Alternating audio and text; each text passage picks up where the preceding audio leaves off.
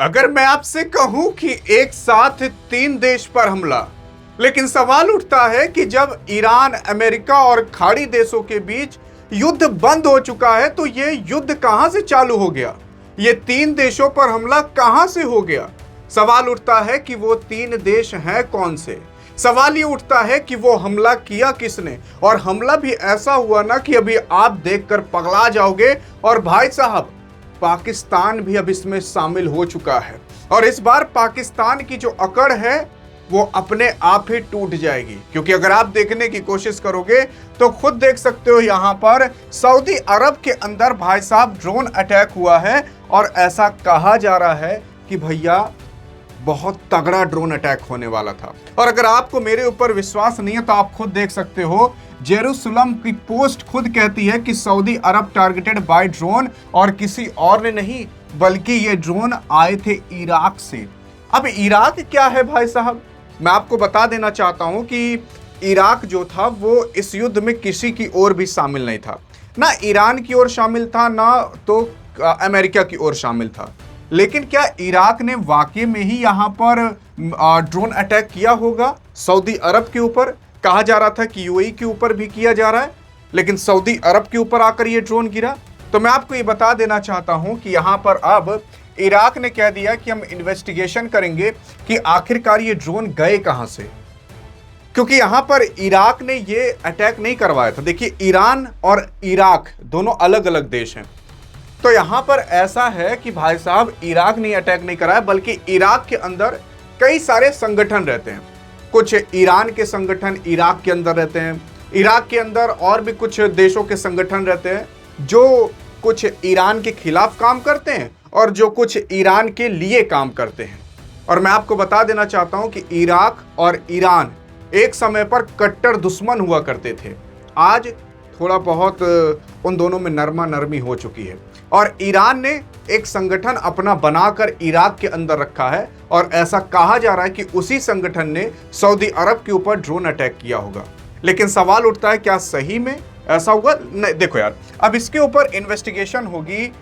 Iraqi foreign ministry कहा है कि इसके बारे में हमें कोई इंफॉर्मेशन नहीं थी कि हमने इस अटैक कराया है, बल्कि वो लोग अब इन्वेस्टिगेशन करेंगे कि अटैक यानी कि ये ड्रोन गए कहां से थे। और उसी के ही साथ साथ अब इसके अंदर पाकिस्तान भी शामिल हो रहा है। पाकिस्तान ने कहा है कि हम अपने जेट के स्क्वाड्रन को और 1000 ऑफ ट्रूप्स को सऊदी अरब के अंदर ईरान वॉर के खिलाफ भेजेंगे। अब ऐसा क्यों पाकिस्तान कर रहा है? क्या पाकिस्तान वह पगला गया है?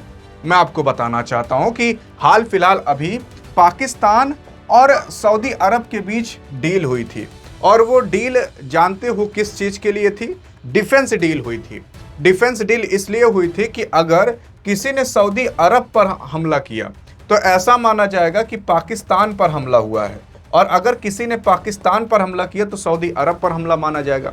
अब हाल फिलहाल ईरान काफ़ी ज़्यादा अटैक सऊदी अरब पर कर रहा था, तो इसी वजह से मैंने आपको उसी टाइम बताया था कि पाकिस्तान जबरन इस युद्ध के अंदर उलझ जरूर जाएगा, क्योंकि पाकिस्तान जो है वो अपने ट्रूप्स को भेजेगा सऊदी अरब के अंदर। क्यों?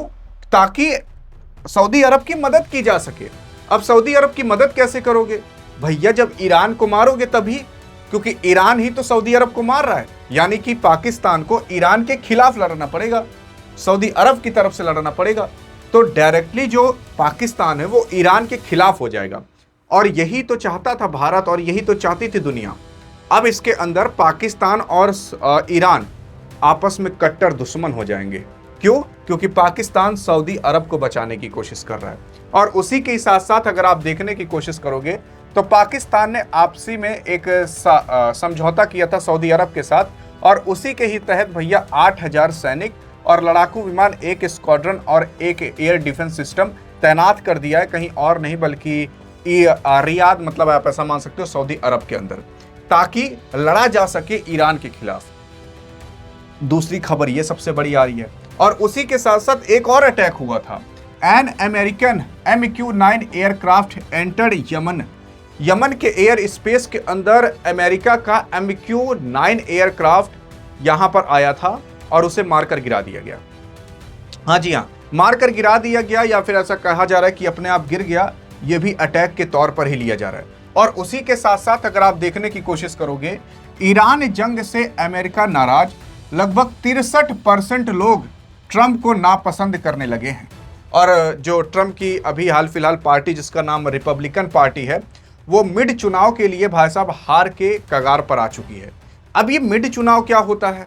देखो यार, जैसे इंडिया के अंदर 5 साल पर चुनाव होते हैं, चाहे सीएम का हो चाहे पीएम का हो, वैसे ही अमेरिका के अंदर हर 4 साल पर चुनाव होते हैं। जो प्रेसिडेंट होता है, जो वहां का राष्ट्रपति होता है, जैसे यहां पर सारा कार्यभार प्राइम मिनिस्टर संभालते हैं, वैसे अमेरिका और बाकी कई सारे देशों के अंदर राष्ट्रपति यानी कि प्रेसिडेंट सारा कार्यभार संभालते हैं। अब अमेरिका के अंदर जो कार्यकाल होता है वो 4 साल के लिए होता है, 5 साल के लिए नहीं होता। और हर दूसरे साल पर एक मिड टर्म का चुनाव कराया जाता है और उससे क्या होता है कि भैया देखा जाता है कि आपका काम ठीक ठाक चल रहा है, कि आपको जनता पसंद कर रही है कि नहीं। अगर आप अच्छा काम किए रहोगे तो आप मिड टर्म चुनाव में जीत जाओगे, 50% से ज़्यादा वोटिंग लानी पड़ती है। और इसी वजह से कहा जा रहा है कि भैया हर दूसरे साल ये चुनाव कराया जाता है ताकि पता चल सके कि जनता को आप पसंद आ रहे हो कि नहीं।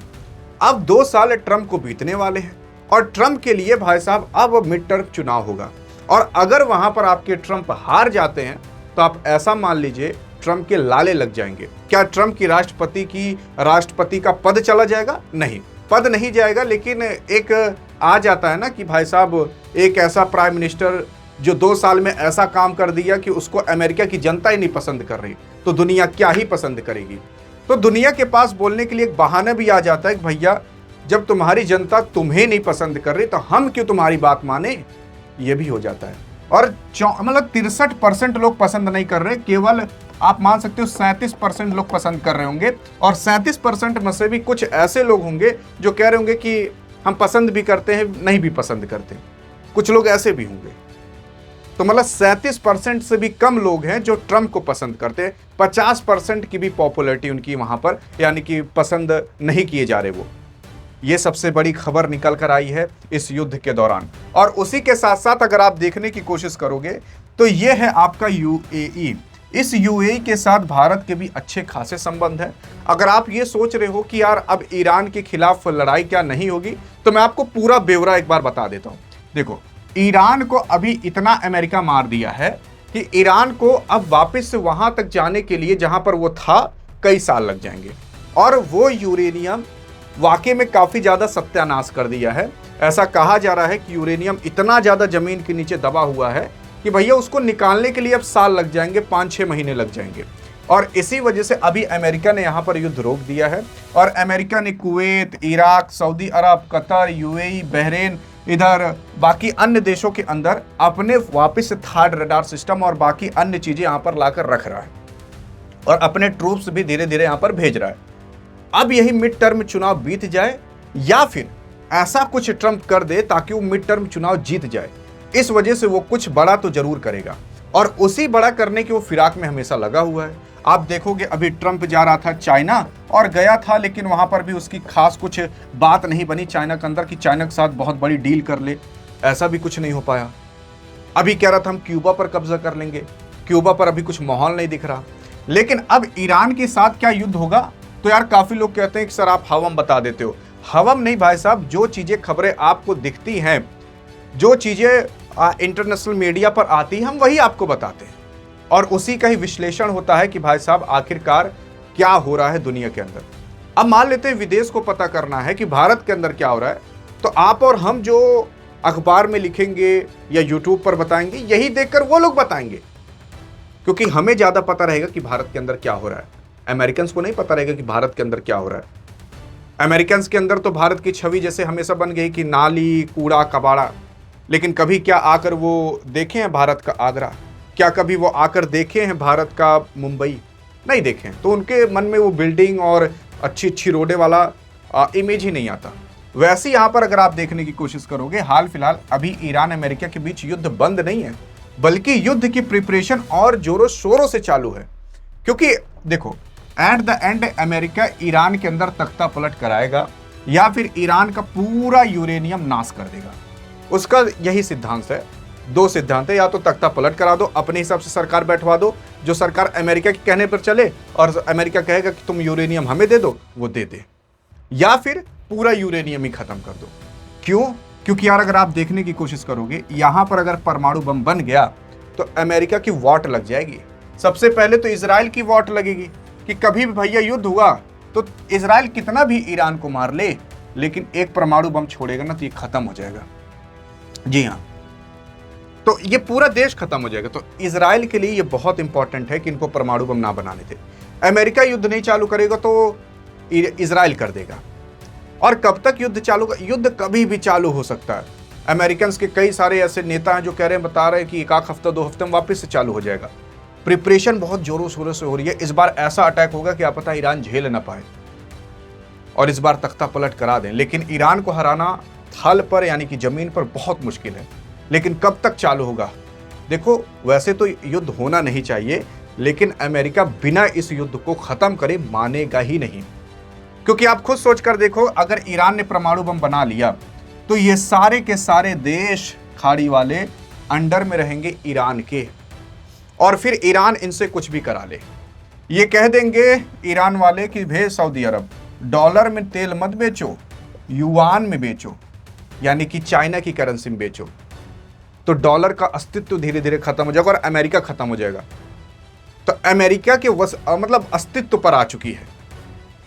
और अमेरिका इसीलिए इतना तोड़ दिया था। अब आप सोच रहे होगे कि यार ईरान ने बहुत मारा था। ईरान ने भी मारा था, लेकिन अमेरिका ने इतना इनको मार दिया था कि इनकी हालत अब खराब हो चुकी थी।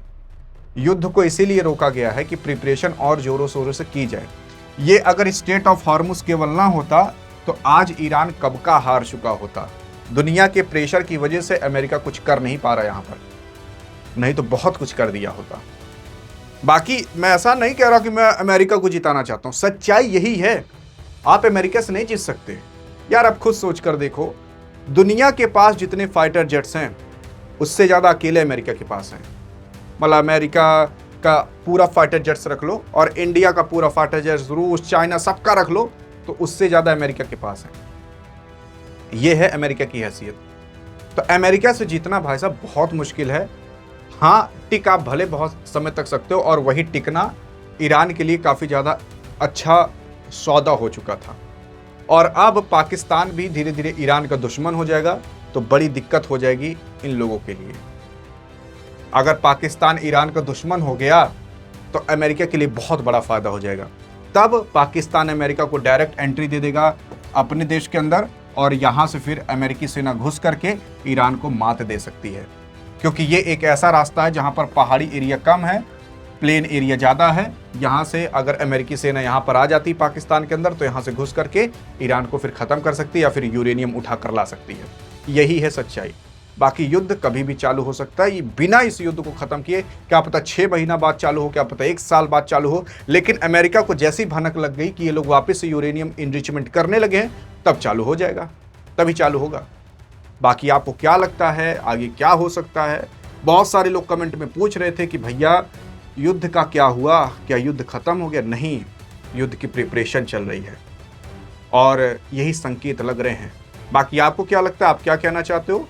अधिक जानकारी चाहिए तो डिस्क्रिप्शन व्हाट्सएप चैनल का भी लिंक है। नहीं तो इस वीडियो में तो मिलेंगे। तब तक के लिए जय हिंद, जय भारत।